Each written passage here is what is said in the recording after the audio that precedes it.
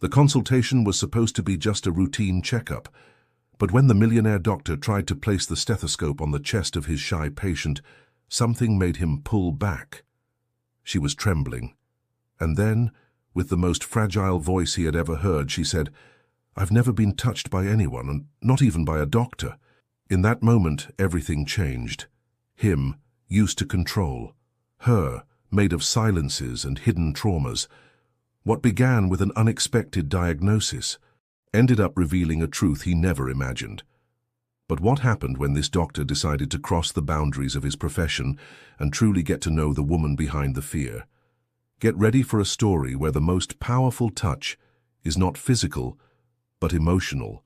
If this story touches your heart, subscribe to the channel, turn on notifications, and tell us in the comments, where are you listening to this story from? Your like helps this channel grow and continue bringing exciting stories like this. Share it with someone special. The morning sun filtered through the floor-to-ceiling windows of the most prestigious medical tower in Manhattan, casting golden beams across the polished marble floor. The air inside the private cardiology office carried a faint scent of eucalyptus and espresso, perfectly balanced between professionalism and warmth. Everything in that space, down to the brushed steel handles and the Italian leather chairs, was a statement of elegance. But no one embodied that quiet luxury more than Dr. Nathan Carter. At 35, Nathan was more than just one of New York's most respected cardiologists. He was a man shaped by legacy, discipline, and an almost obsessive pursuit of excellence. His family name carried weight in elite circles, and though he rarely leaned on it, the Carter lineage opened doors most people didn't even know existed. With broad shoulders beneath a perfectly tailored suit and calm ocean-gray eyes that rarely revealed emotion, Nathan had grown used to the sterile rhythms of his routine: consultations, surgeries, lectures, and dinners he didn't enjoy. That morning, as he adjusted the cuff of his shirt and glanced down at the stream of yellow taxis threading through Fifth Avenue, he expected nothing new, nothing different, just another name on the list. But when the door opened and the nurse quietly announced the next patient, something shifted. "Miss Sarah Mitchell?" The name was unfamiliar. Her file had minimal information.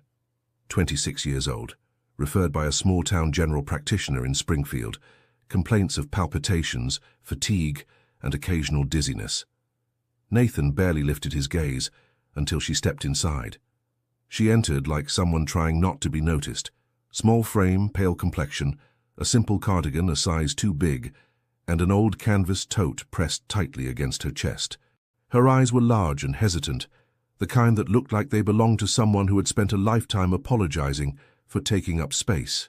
"Good morning, Sarah," Nathan said, gesturing to the chair opposite his desk. Her eyes flinched at the sound of her name, and for a moment she didn't move. Then, as if remembering how to exist in the world, she nodded quickly and sat, her fingers nervously knotting the hem of her sleeve. He opened her file again, buying time. "I see you've been experiencing some irregular heartbeats." She nodded once, then spoke so softly he had to lean in. "Yes, I think so. It feels like my heart's racing sometimes, especially around people. Do you feel any chest pain?" "No," she whispered. He studied her, not in the clinical way he usually did. There was a tremor beneath her voice that had nothing to do with arrhythmia. She didn't meet his eyes, not even once. "Any history of medical conditions, surgeries, previous hospitalizations?" She shook her head, still avoiding his gaze. "All right, I'll run a few tests to rule out anything physical. For now, I'd like to listen to your heart. Would that be all right?" At that, Sarah froze. Completely. Her breath caught in her throat, and her hands turned visibly cold and clammy. Nathan paused, lowering his stethoscope without touching her. "I won't proceed unless you're comfortable." Her lips parted as if to explain something, then shut again. A blush climbed up her neck, coloring her cheeks with silent shame. Then, with a voice that sounded like a fragile thread, she muttered, "I've never been touched. Not like this." Nathan's brows drew together, unsure if he'd heard her correctly. She added quickly, her words stumbling over one another. "I mean, not by a man, or anyone, really. I've never had a checkup like this before. Not even when I was a kid. I avoided it." He straightened, something unfamiliar tightening in his chest. Most patients came in with their defenses up, but Sarah wasn't defensive. She was exposed. "Okay," he said softly. "Let's slow down. You're safe here, all right?" She looked up then, just a flicker, and he saw it. A lifetime of fear trapped behind quiet eyes. Something inside him shifted, subtly, but irreversibly. "I'll guide you through every step," he continued. "You can stop me at any moment. Deal?" She hesitated, then gave the faintest nod. When he finally placed the stethoscope near her collarbone, she flinched, but didn't pull away. Her heart, ironically, was racing, so fast he could barely get a steady rhythm. Nathan's hands were steady, but his thoughts weren't. He'd treated CEOs, celebrities, even heads of state, but never someone like her, never someone whose vulnerability wasn't performative, but real, raw. When the exam was done, she let out a breath she didn't realize she'd been holding. So did he. Nathan sat down, removing his gloves, suddenly aware of the silence stretching between them. It wasn't uncomfortable. It was charged. He could feel something lingering in the air. Not attraction, not yet, but something rarer. A question. A door, half open, and he had no idea what would happen if he stepped through. After Sarah left the consultation room, Nathan remained still for a moment longer than usual, staring at the closed door. There was something in the way she had clutched her bag, in the way her eyes darted around the room like a deer in unfamiliar woods. It wasn't just medical. It was human, and deeply personal.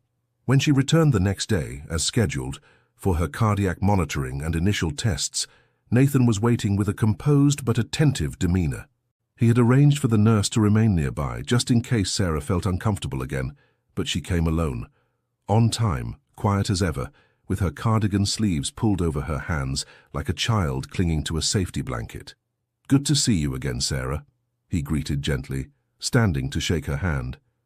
She nodded, didn't speak. Her fingers barely brushed his before retreating, as if even that touch had taken all her courage. He invited her to sit, then began reviewing the notes from their previous session. "We'll do a full blood panel today and set you up with a 24-hour Holter monitor, but before that, I'd like to listen to your heart again. You did really well last time." Sarah nodded again, tighter this time.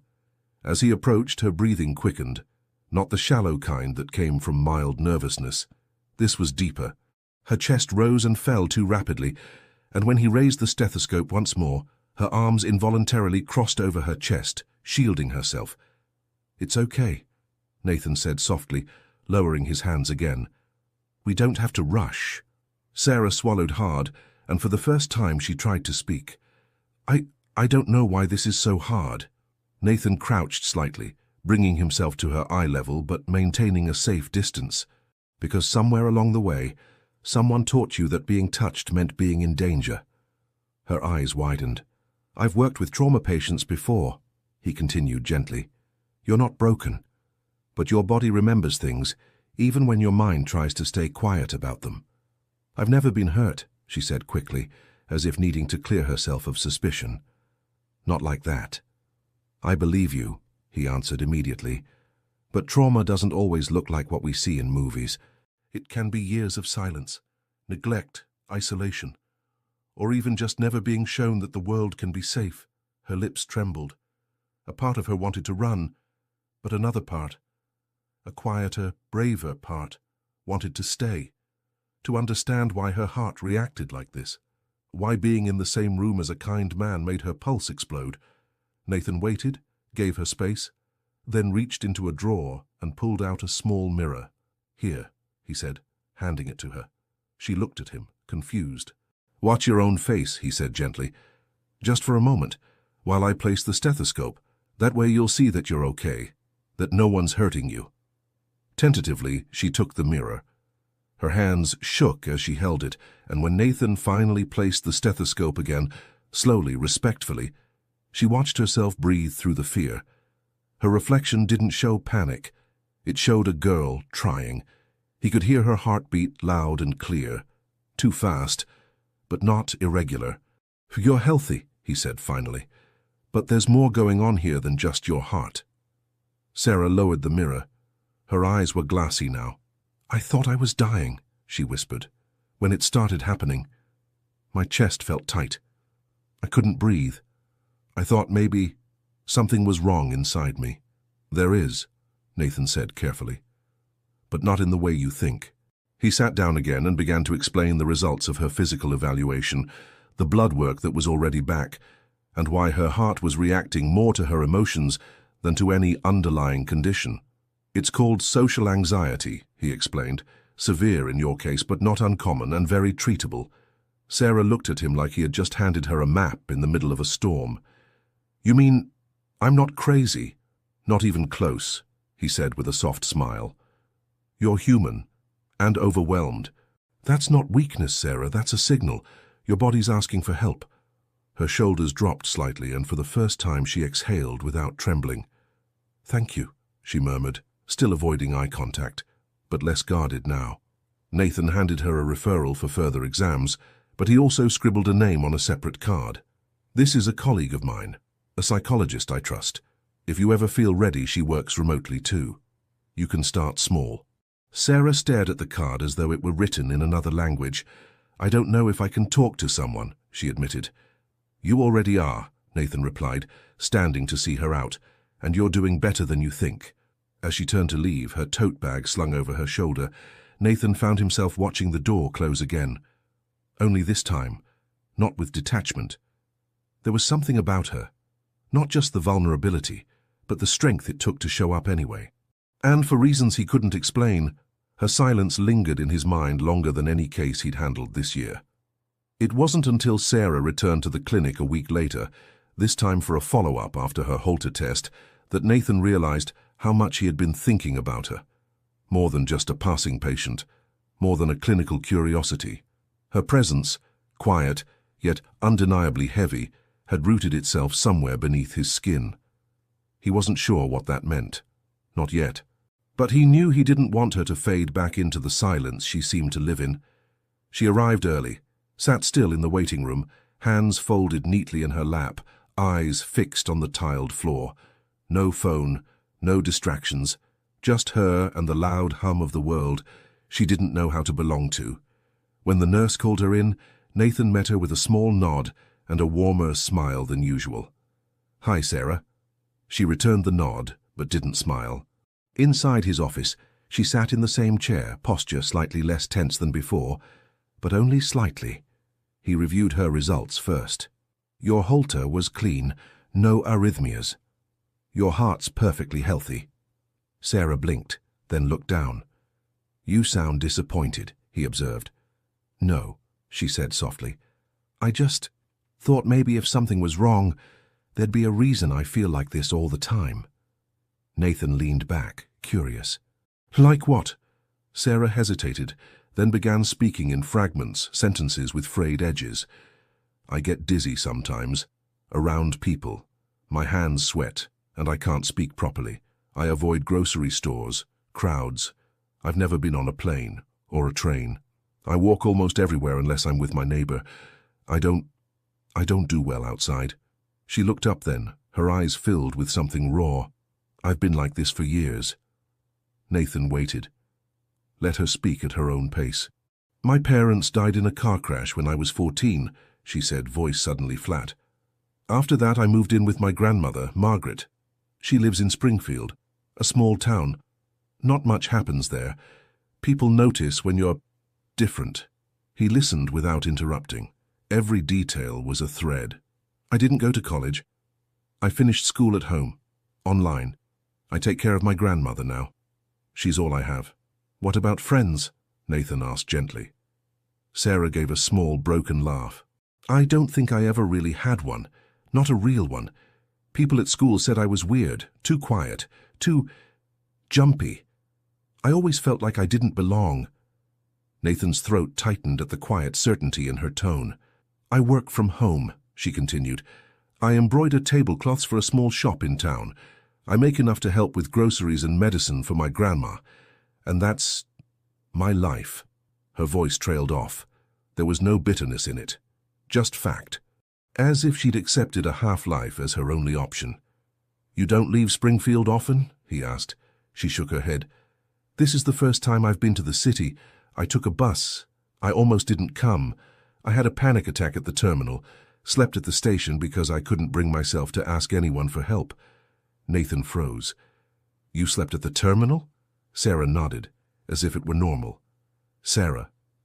His voice softened, but it carried a weight. You should have told someone. I didn't know who to tell. I didn't want to bother anyone. You already have so much to do. Something inside Nathan stirred. Not pity, something deeper. A protective impulse he hadn't felt in years. You're not a bother, he said firmly. Ever. The room grew quiet again, a silence that didn't feel empty, but full. She looked at him then, fully, for the first time. Their eyes met, and Nathan saw it. The years of invisibility, the constant internal whisper that she didn't matter, that her needs were too loud, that her existence was too much.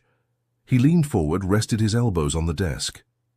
You know, he said, when I was in med school, I had a professor who used to say that some illnesses don't show up in scans. Some live in the space between heartbeats, in the loneliness, in the silence. Sarah blinked, her lips parting ever so slightly. You've lived in that silence a long time, haven't you? She didn't answer. She didn't need to. Nathan made a note on her chart. Nothing medical. Just a reminder to himself. Talk to her again. Ask her about Springfield. Ask about the embroidery. Find a reason to keep the thread from snapping. He looked at her again. Would you like some tea? I keep a stash for patients who aren't in a rush. She looked surprised by the offer. I don't know. I've never stayed in a doctor's office just to talk. Well, he said with a soft smile, there's a first time for everything. And maybe, just maybe, this was the beginning of something neither of them had expected. That evening, long after Sarah had left his office, Nathan found himself sitting at his desk, staring at the screen with her chart open but untouched. He wasn't reviewing test results. Those were already done. He wasn't prescribing medication. There was none to prescribe. What he was doing, though he wouldn't yet admit it aloud, was wondering how someone so young could carry so much invisible weight, and how no one had ever truly seen it before. The next morning, Nathan reviewed her blood work again, out of habit more than necessity. Everything was pristine, levels perfect, no signs of anemia or thyroid irregularities. Her heart rate had stabilized over the course of her Holter monitoring, revealing no arrhythmias, no physical explanation for the palpitations or dizziness. Medically speaking, Sarah Mitchell was healthy.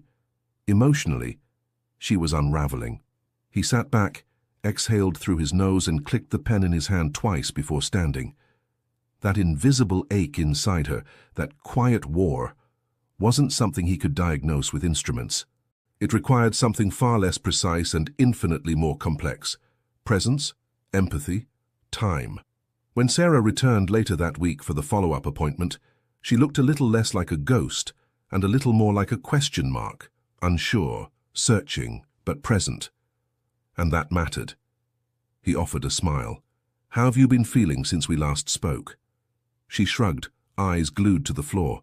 Tired. But I think that's just life.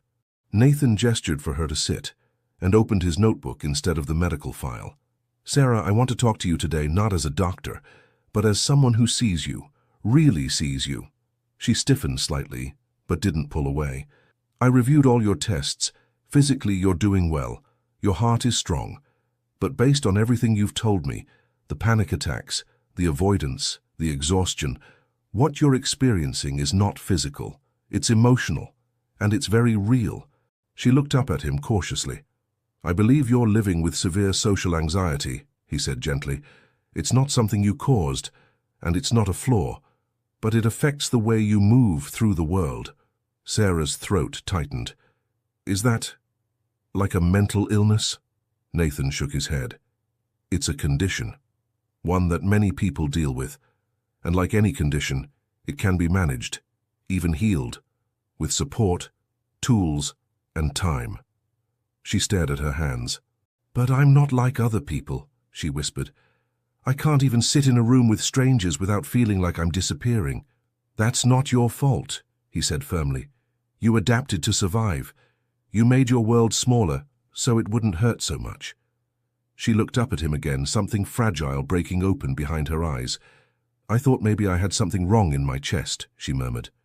That my heart was broken somehow. Nathan tilted his head, voice quiet. Your heart's fine, Sarah. It's your soul that's been holding its breath for too long. Silence fell between them, heavy but not sharp. He waited, giving her space to absorb the words. Then, reaching into his drawer, Nathan pulled out a slim, hand-bound booklet, one he gave only to patients he felt might benefit. Inside were simple techniques, grounding exercises, breathing practices, a few thoughts on reclaiming safety in small ways. This isn't a cure, he said as he handed it to her, but it's a place to start. She took it with both hands, as if it were something sacred. Most people wouldn't care this much, she whispered. Nathan smiled softly. Then most people don't know what they're missing. Sarah lowered her gaze, and for the first time, there was a flicker of something different in her eyes. Not fear, not shame, but curiosity. A desire to believe that maybe, just maybe, she wasn't as alone in this world as she thought. I'm not good at therapy, she admitted. I tried once, years ago. I couldn't speak. That's okay, Nathan replied. It doesn't have to start with speaking. Sometimes healing starts with someone just being there. A long pause stretched between them. She reached up and tucked a strand of hair behind her ear, her movements delicate. What if I never get better? She asked suddenly, voice breaking. Nathan's eyes softened. Then we'll keep showing up, again and again. Until you start to believe that better doesn't mean perfect. It just means not being alone in it anymore. She blinked fast, trying to keep the tears from falling, and nodded once. And as she stood to leave, still holding the booklet close, she paused at the door, turned back and whispered something that caught him completely off guard. Thank you for not giving up before even trying. And then she was gone again. But this time, her absence didn't feel like disappearance. It felt like promise. That night, Nathan lay awake longer than usual, his mind replaying pieces of Sarah's voice, her hesitation, the way her fingers curled tightly around the booklet he gave her.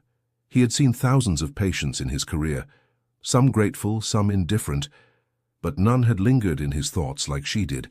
None had made him question the limits of what professional was supposed to mean. It wasn't romantic. Not yet. It was something more delicate than that. More dangerous. A quiet pull that felt like the start of something sacred.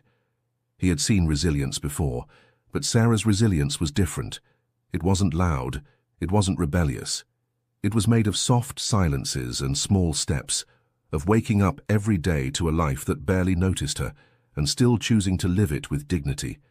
He didn't want her to disappear again, and so, against his usual instincts, he made a decision he rarely allowed himself. He crossed a line. The next morning, Nathan called the front desk to locate her number. Not her emergency contact, not her medical record, but her direct line. He didn't ask permission. He didn't script what he was going to say. He just picked up the phone and dialed. The line rang twice before a small, almost startled voice answered. Hello? Hi, Sarah. It's Dr. Carter. I hope I'm not calling at a bad time. A beat of silence. No. It's okay. Is something wrong? No, not at all. He exhaled, adjusting his tone. I just wanted to check in. I know I usually don't call patients like this, but after our last session I found myself thinking about what you said, about how isolated things have been. He could hear the hesitation in her breath. I know this city can be overwhelming, and I know you've been handling everything on your own for a long time. I just wanted you to know that someone's here, that I'm here, if you need someone to talk to. There was a pause. Soft. Waited. Then, no one's ever said that to me before. Nathan felt something crack open quietly in his chest. I meant it. Another long pause. I didn't know if I should reach out, she said quietly. You're a doctor. I thought maybe you'd think I was, I don't know, needy. Nathan smiled. Sarah, everyone needs someone. That's not weakness. That's being human. He heard the faint sound of her swallowing, then her voice, even softer than before. I didn't think people like you noticed people like me.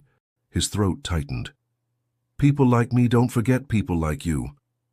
A silence settled between them again, but it wasn't empty. It was warm, grounded. They spoke for 20 more minutes, nothing deep. Just simple things, how her grandmother was doing that day, what the weather was like in Springfield, how her embroidery orders were stacking up. She told him she liked cloudy days more than sunny ones. He told her he preferred silence to noise. Somehow, without even trying, they kept finding each other in the small spaces between words. Before ending the call, he asked gently, "Do you have a therapist close to home? Someone you could see in person?" Sarah hesitated. "There's no one nearby." I looked. "The closest is 2 towns away, and I can't leave my grandmother for that long." Nathan made a mental note. "Would you mind if I helped you find someone? Someone local and experienced?" "You'd do that?" she asked, genuinely surprised. "Yes," he said simply. "Because you matter, Sarah." The line went quiet again, then, "Okay." He smiled. "I'll call you once I have someone I trust." She murmured a soft thank you, and they hung up, but the moment stayed with him. Later that week, he followed through. He called a psychologist he knew from residency, someone who had transitioned to a quieter practice near Springfield, compassionate, skilled, and deeply human, just like Sarah needed. Once the details were arranged, Nathan called her again. "I found someone," he said. "Her name is Dr. Elaine Brooks. She specializes in social anxiety and trauma recovery. She works just 15 minutes from your house." Sarah was speechless. Then, after a long breath, "I don't know what to say." "You don't have to say anything, just try." She agreed, reluctantly but sincerely. Then, just as he was about to end the call, he said something that surprised even himself. "Sarah, would you like to have coffee with me sometime?" The silence that followed was long, but it wasn't rejection. It was disbelief. "You mean outside the hospital?" "Yes," he said, voice warm. "Just 2 people, not a doctor and a patient, just you and me." She didn't answer right away. He imagined her gripping the phone, staring at the wall, heart racing. "I've never done that before," she said. "I know," he replied gently. "But there's a first time for everything." Another pause. "Okay," she whispered, "but I'm scared." "I'll meet you wherever you feel safe," he promised, "and we'll take it slow." It wasn't a date, it was a door, and Sarah, with trembling fingers, chose to open it. Nathan had planned to meet Sarah at a modest cafe on the outskirts of Springfield, one that served both tea and comfort in equal measure.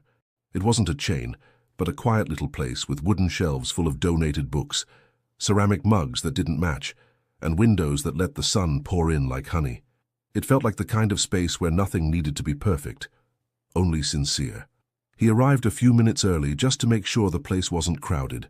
When Sarah stepped in, 10 minutes later, she paused at the doorway, as if the threshold between inside and outside had never felt more terrifying. Nathan stood immediately and gave a soft nod. "You found it." She nodded back, clutching a small cloth pouch in both hands, her eyes darting nervously to the few scattered customers. "I asked the owner to reserve a quiet table," he said, leading her to a small nook in the back near the window, where the light touched her face in a way that made her look like she belonged in a painting. Sarah sat down slowly. Her fingers fidgeted with the pouch, which Nathan realized was handmade, embroidered with tiny blue flowers. It was beautiful in a humble, imperfect way, like her. "Did you make that?" he asked, nodding toward the pouch. She looked at it, then at him. "Yes, I do that when I'm nervous." He smiled. "You must make a lot of beautiful things." Her cheeks turned pink, but she didn't hide. For the first few minutes, their conversation danced awkwardly around weather and local news. Sarah sipped chamomile tea as if it might betray her. Nathan, sensing her discomfort, didn't rush her.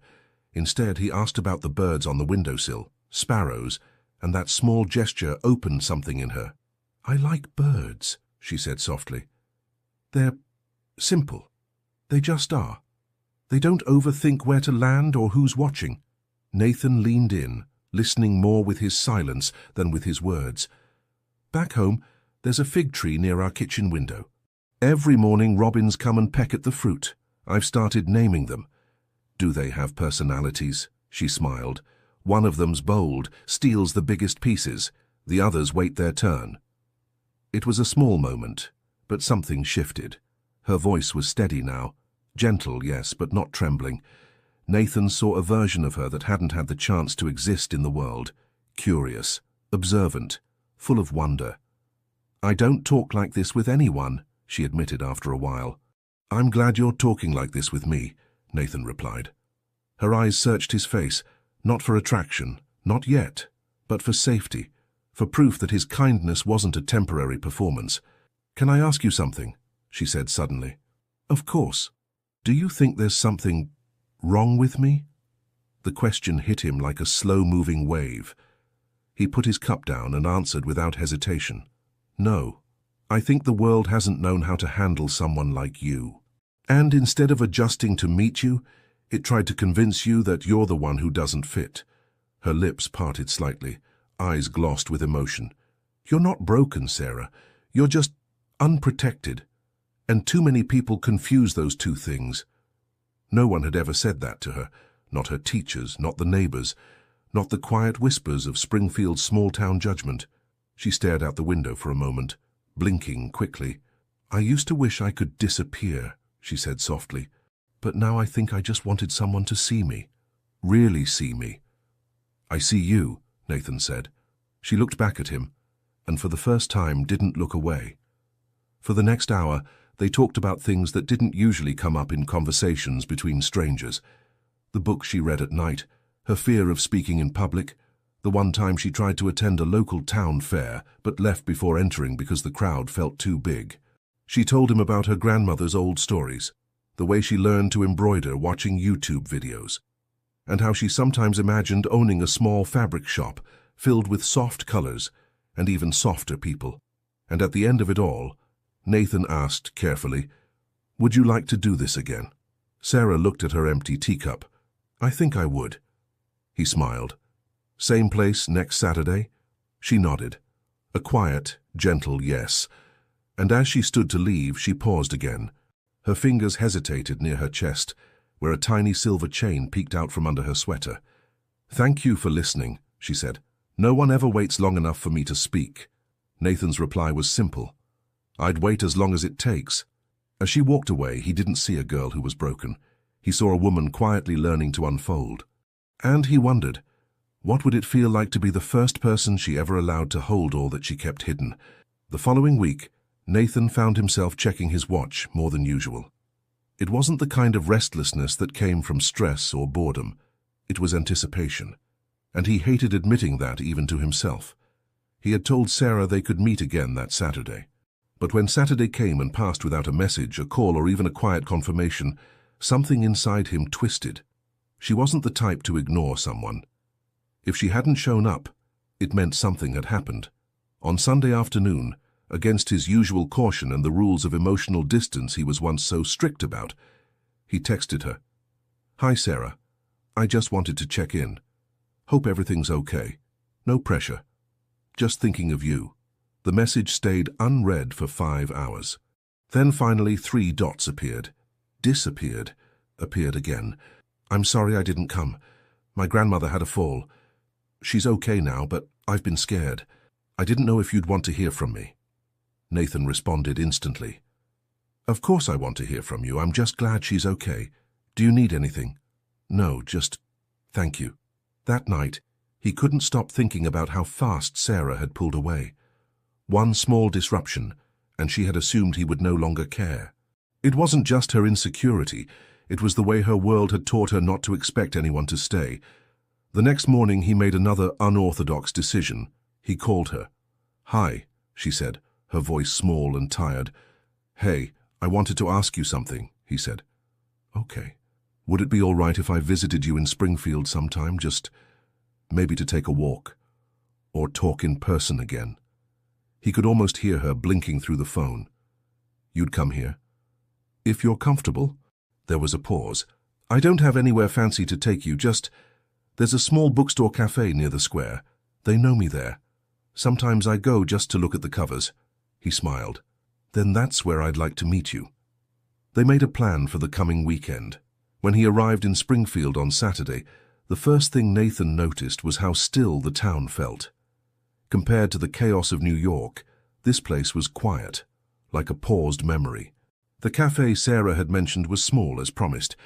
Inside, the shelves were crammed with second-hand novels, the walls smelled faintly of cinnamon and old paper, and a single speaker played soft jazz that crackled slightly with age. She was already there when he arrived, waiting at a corner table, hair loosely braided, a worn book open in front of her. She looked up as he entered, her smile cautious but real. "You came," she said. "I told you I would." They ordered tea and talked for a while. This time it was Sarah who led the conversation. She told him about the neighbor who helped take care of her grandmother, how she'd learned to make apple pie from an old recipe book, and how her embroidery orders had picked up a little after a woman in town shared her work online.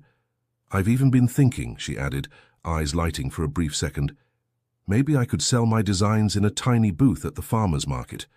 Just sometimes." "That's a beautiful idea," Nathan said. "I could help if you'd like." She smiled, then hesitated. "I don't want you to feel like you have to rescue me." "I'm not rescuing you," he replied softly. "I'm standing beside you." Her expression shifted. There was a pause, a hesitation at the edge of something unspoken. "Can I ask you something?" she said. "Always. Why are you doing all this? Spending time with me? Calling? Visiting?" Nathan thought for a moment. Then he answered, not with logic, but with truth. "Because you make me feel like I'm not just going through the motions anymore." Sarah blinked fast, her hands trembling slightly on the rim of her cup. "I'm not used to meaning something to someone," she whispered. "Well, get used to it," he replied with a gentle smile, "because I'm not going anywhere." After they left the cafe, Nathan offered to walk her home. It was only a few blocks, but the air was fresh and the sun soft, painting everything gold. As they reached the gate of her grandmother's house, Sarah paused and turned toward him. "I don't know what this is," she said honestly. "I'm still afraid, still trying to believe this is real." He stepped closer, but not too close. "I'm not asking for anything you're not ready for. I just want to know you, and if that means slow, then I'll match your pace." Sarah looked up, her eyes shining with uncertainty and trust. Then, without warning, she reached for his hand. It was the first time she had initiated touch. Her fingers were cool, tentative, but she didn't let go. "I'd like to try," she said. Nathan squeezed her hand gently. That's all I needed to hear. And in that quiet street, beneath the soft whisper of wind through the trees, something began. Not love, not yet, but the kind of hope that only grows when someone finally feels seen. The morning of their second meeting in Springfield felt different, lighter. Sarah woke up before the sun rose, her hands already restless with anticipation. Her grandmother noticed as she made breakfast. "You've been humming," Margaret said, a sly smile hidden in her voice. Sarah looked up, startled. "I have. You haven't hummed in years." There was no teasing, only quiet acknowledgement. Sarah blushed and shrugged it off. But inside, something warm bloomed. By noon, she stood in front of her modest wardrobe, choosing between two cardigans, one pale pink, the other sky blue. It wasn't vanity. It was care. She wanted to feel like the best version of herself, even if she wasn't quite sure what that looked like yet. Nathan, on the other hand, was already in Springfield, having arrived early and wandered into a small antique bookstore while waiting. He didn't want to seem too eager. But he was, and he didn't deny it. They met outside the same cafe. When Sarah appeared from the other side of the square, Nathan's breath caught, not because of how she looked, but because of how she carried herself. Still gentle, still cautious, but there was something different in her posture, not confidence, something braver, willingness.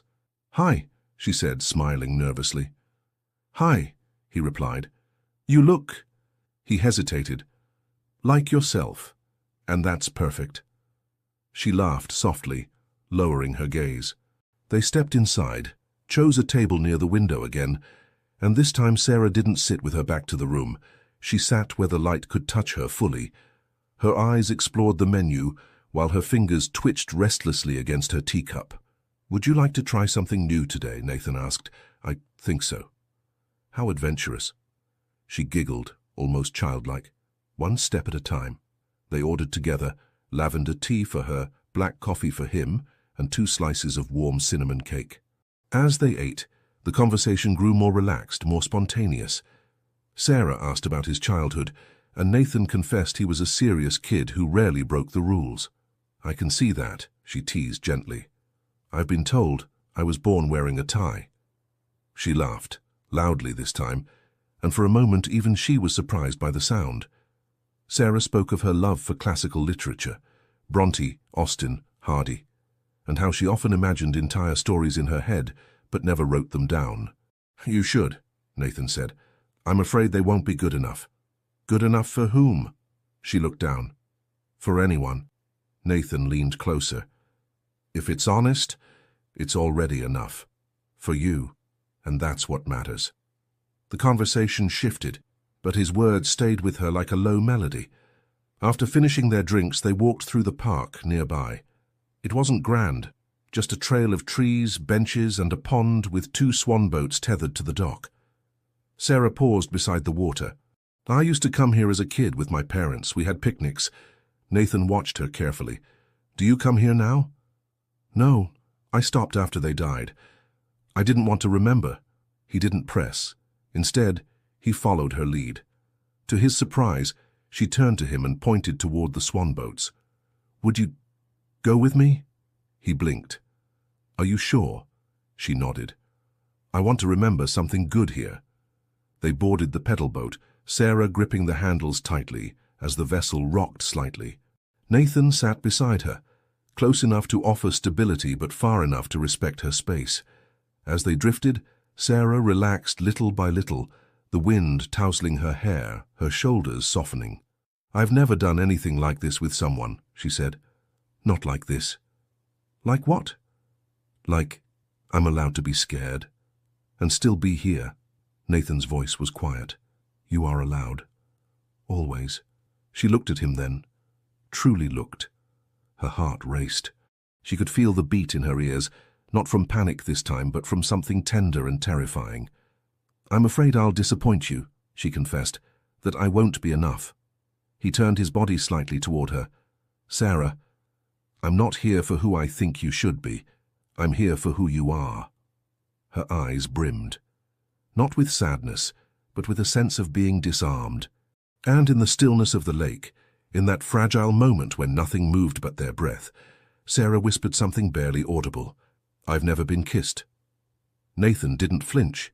He didn't laugh. He simply took a beat, and then another. "Can I kiss you?" he asked softly. Sarah swallowed, trembling. "I think I want that." He leaned in slowly, giving her all the time in the world to change her mind. But she didn't. Their lips met in the quietest, kindest kiss either of them had ever known. It was a promise, not a possession, a beginning, not a demand.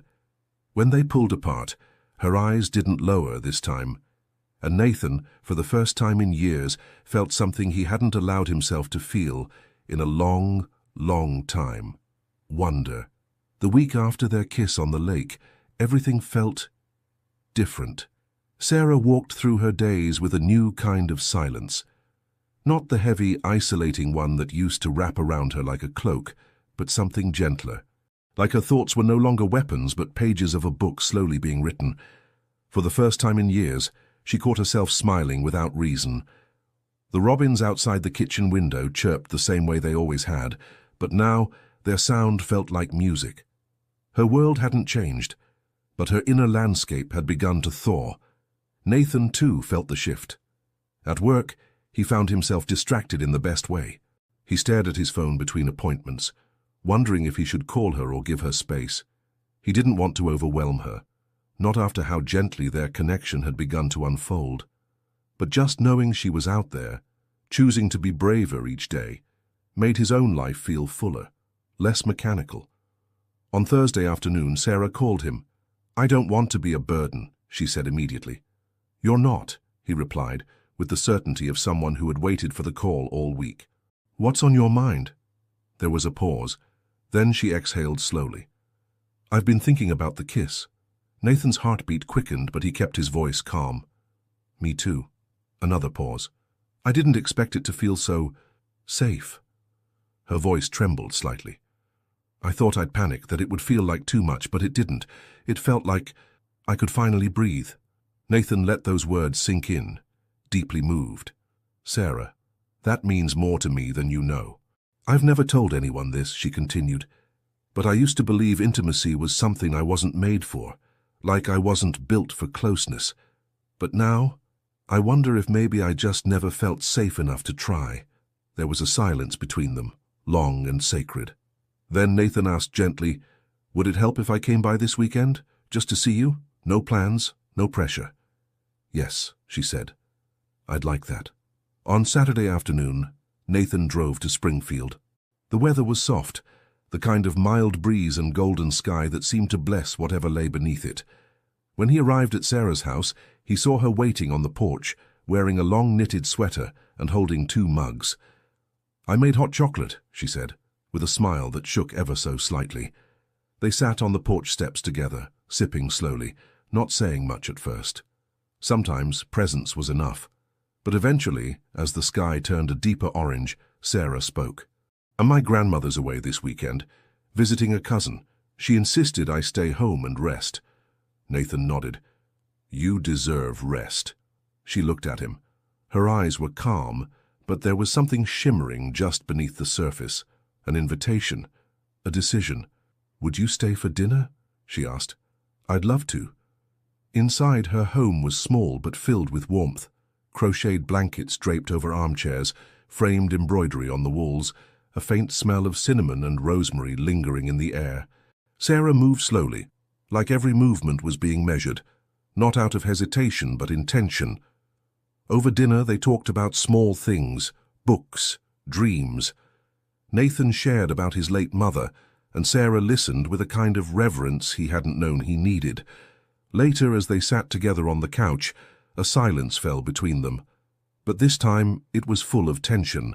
Not fear, something sweeter, heavier, brimming with unspoken longing.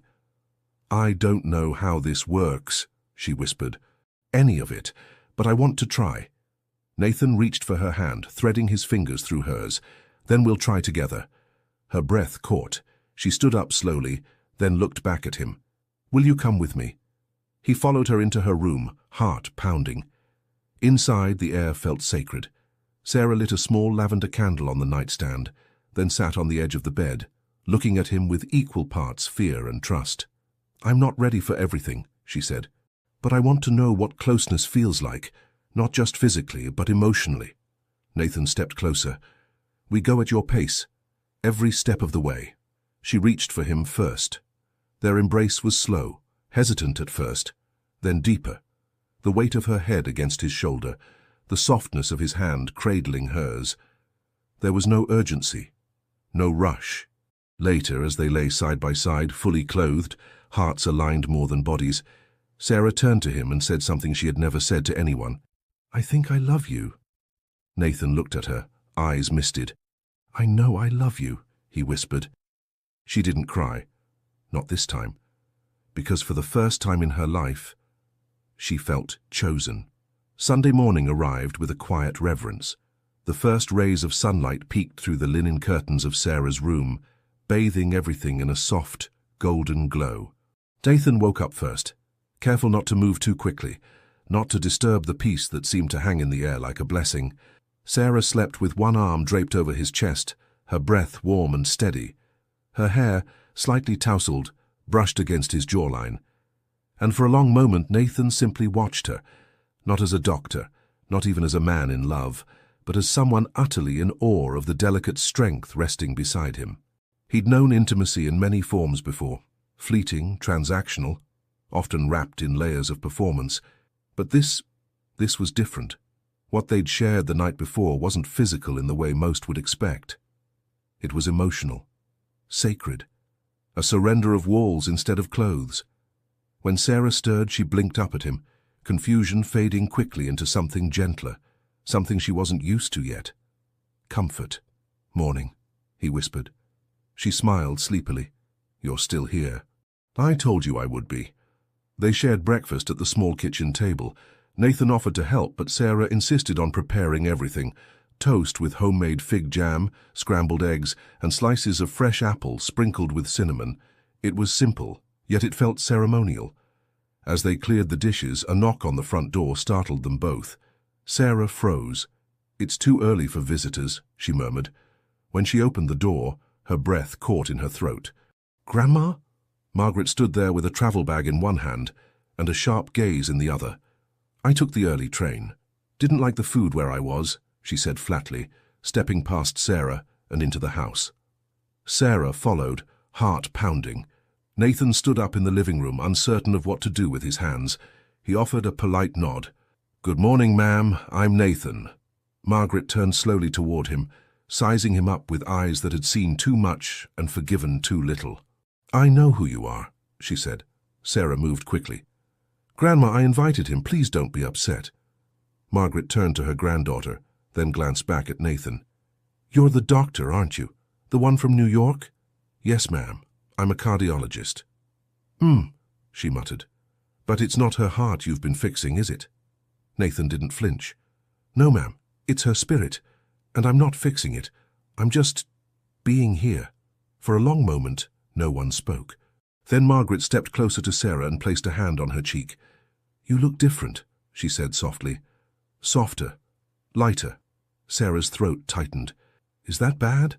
Margaret shook her head slowly. "It's long overdue."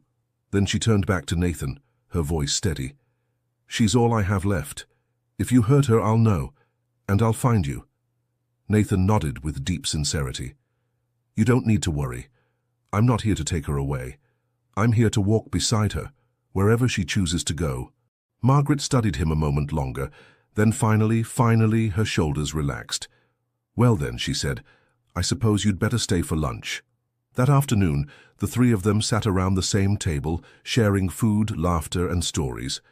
Nathan listened more than he spoke, allowing Margaret to reclaim her space in Sarah's life.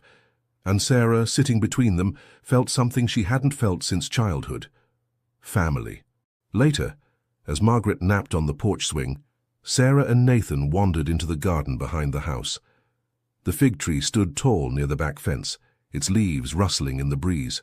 "I used to sit here after school," she said, "pretend the world ended at that fence." Nathan stood behind her, hands gently resting on her shoulders. "And now?" he asked. "Now," she whispered, "I wonder what might be beyond it." He leaned down, brushing a kiss against her temple. "Whatever it is, I hope I get to see it with you."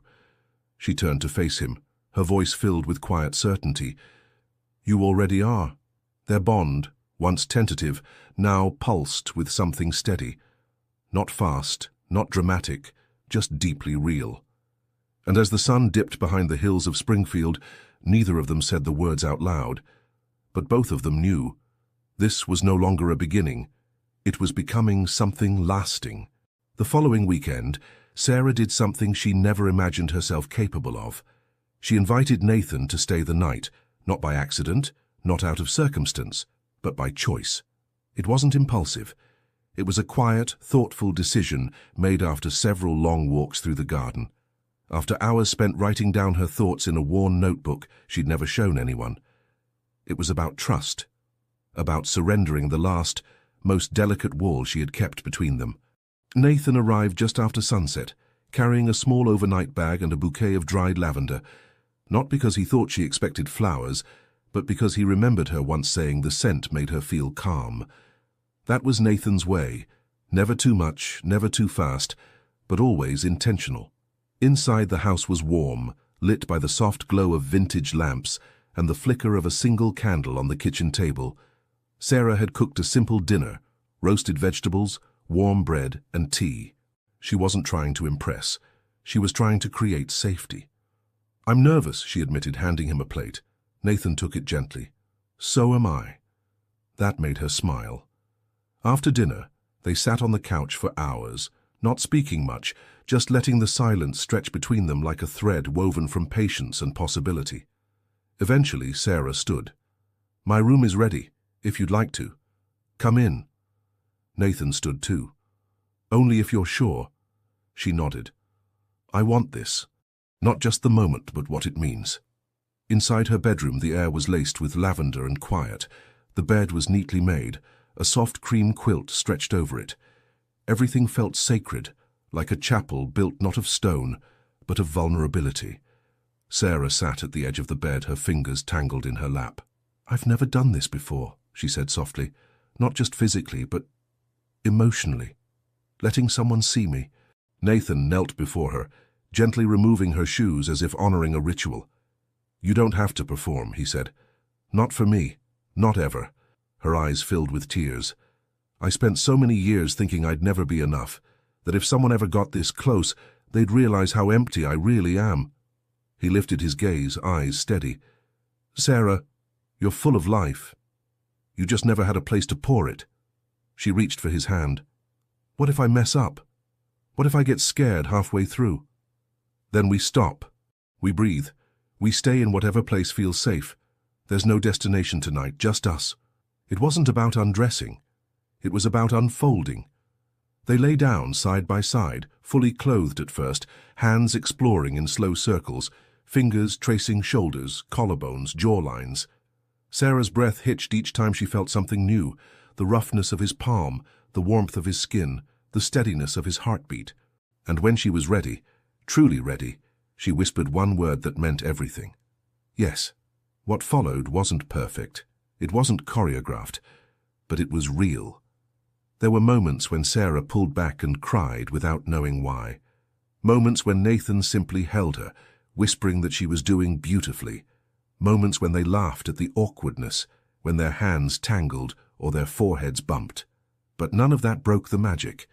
If anything, it made it more human, more honest. Afterwards, they remained entangled beneath the quilt, her head resting over his heart, his fingers tracing the curve of her spine like a lullaby. "I didn't know I could feel this safe," she whispered. "You've always deserved it," he said. She looked up at him then, hair messy, eyes wide and glassy. "I love you." Nathan cupped her face, kissed her gently. "I love you, Sarah. More than I thought I ever could love someone." Outside, the night was still.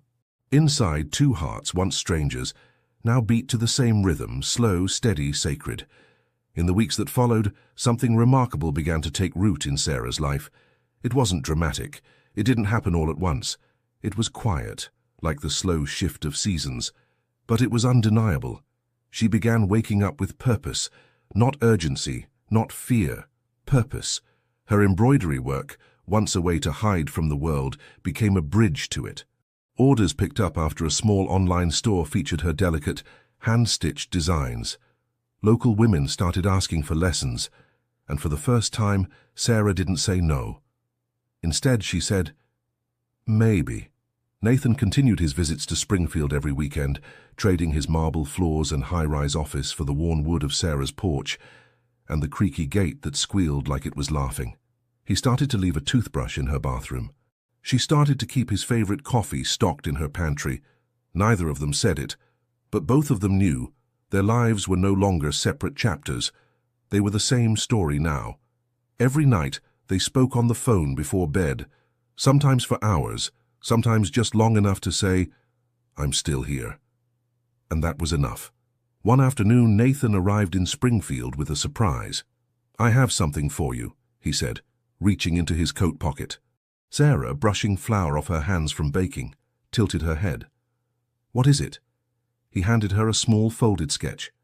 She opened it carefully and gasped. It was a blueprint, a tiny shop front, wide windows, shelves, a sign above the door that read, "The Stitching Room." Her fingers trembled. "Is this—" "I know a space in town," Nathan said. "It's been vacant for months. I spoke to the owner. The rent's reasonable. I thought maybe, if you ever wanted to try, this could be a place. Your place." She looked up at him, heart pounding.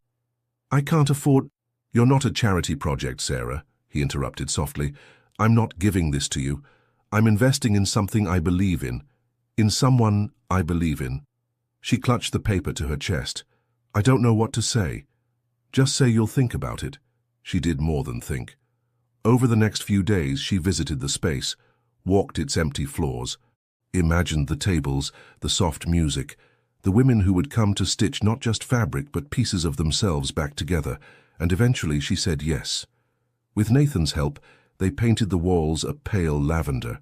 They brought in shelves, spools of thread, baskets of fabric. Margaret, still skeptical of city boys but now visibly fond of Nathan, contributed lace curtains and a stern warning to not let her granddaughter work herself to death. On opening day, Sarah stood behind the counter. Wearing a handmade dress and holding a bouquet of wildflowers Nathan had picked from the hill behind her house. Her hands shook, but her voice didn't. And when the first customer walked in, a teenage girl with shy eyes and bitten nails, Sarah smiled and said, "Welcome." Later that night, Sarah and Nathan sat beneath the fig tree, watching the stars blink into view. "I never thought I'd have this," she said. "A life that feels like mine." Nathan took her hand. "You didn't find it by accident. You created it. One step, one word, one breath at a time." She leaned her head on his shoulder. "Do you ever regret coming to Springfield?" "Not for a second," he said. "You showed me something I didn't know I was missing." "What's that?" He turned to her, brushing a strand of hair from her face. "Stillness. Truth. The kind of love that doesn't shout, but stays." She kissed him then, slowly, like a thank you, and a beginning all at once. As the wind stirred the leaves above them, Sarah whispered into the night, "I'm not afraid anymore." Nathan held her tighter. "Then let's build something brave together." And from that quiet town, from that once frightened heart, a new kind of life was born. Not perfect, not loud, but profoundly and deeply real. Some hearts don't need healing. They just need to be heard for the first time. Sarah believed love wasn't for her, that it was too invisible, too fragile, too shy. But it only took one man to see in her what no one had ever noticed, for her to bloom whole. And he, used to big conquests, discovered that the greatest one was earning the trust of a soul that trembled when touched. Because true love doesn't happen in a shout. It's born in silence, in that moment when someone chooses to stay, even when it would be easier to walk away. What about you? Do you believe it's possible to build true love with someone marked by trauma? If there's patience, respect, and genuine surrender. If this story touched your heart, subscribe to the channel, turn on notifications, and tell us in the comments, where are you listening to this story from?